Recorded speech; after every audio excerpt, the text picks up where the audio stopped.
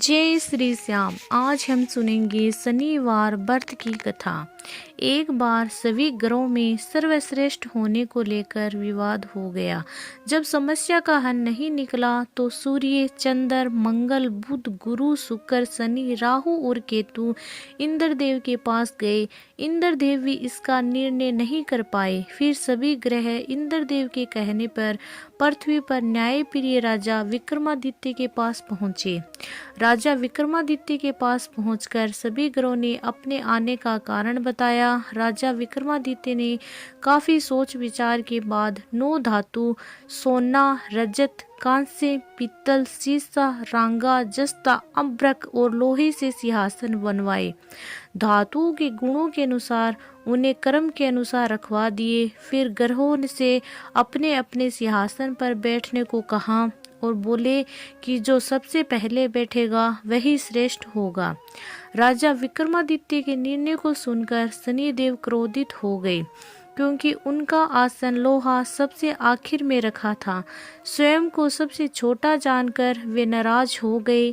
शनिदेव ने चेतावनी के अंदाज में कहा कि राजा, आपने मेरा अपमान किया है, आप मेरी शक्तियों से परिचित नहीं हैं। शनि की महादशा में व्यक्ति का सर्वनाश हो जाता है। शनिदेव क्रोध में राजा की सभा से चले गए, लेकिन कुछ दिन बाद राजा विक्रमादित्य पर शनि की महादशा शुरू हो गई। शनिदेव घोड़ों का व्यापारी बनकर उनके राज्य में आए। राजा विक्रमादित्य उनके घोड़े खरीदने का आदेश दिया। एक बार राजा विक्रमादित्य उनमें से एक घोड़े पर सवारी कर रहे थे तो वो घोड़ा उन्हें जंगल में ले गया और गायब हो गया। भूखे प्यासे राजा को एक चरवाहे ने पानी पिलाया तो राजा ने उसे अंगूठी दे दी और राज्य में जाने का रास्ता पूछा। नगर में आकर राजा विक्रमादित्य एक सेठ के यहाँ आराम कर रहे थे। राजा के कुछ देर वहाँ बैठने पर सेठ की बहुत कमाई हुई।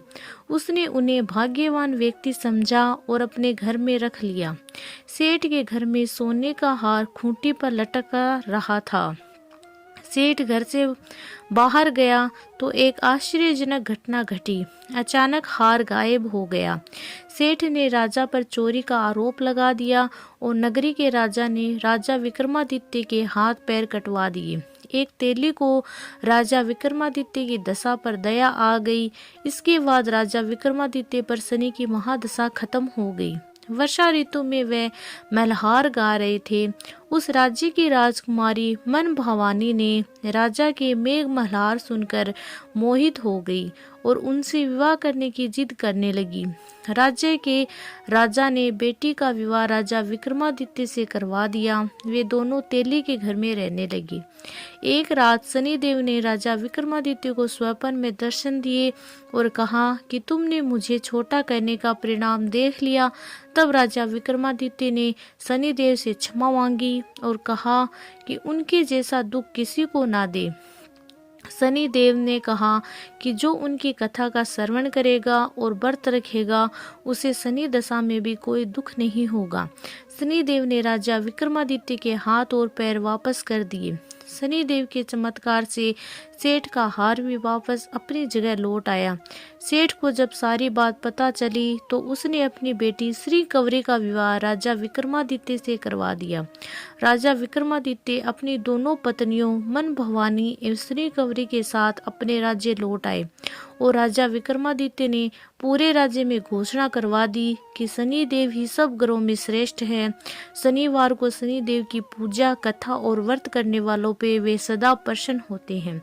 बोलो शनिदेव की जय हो।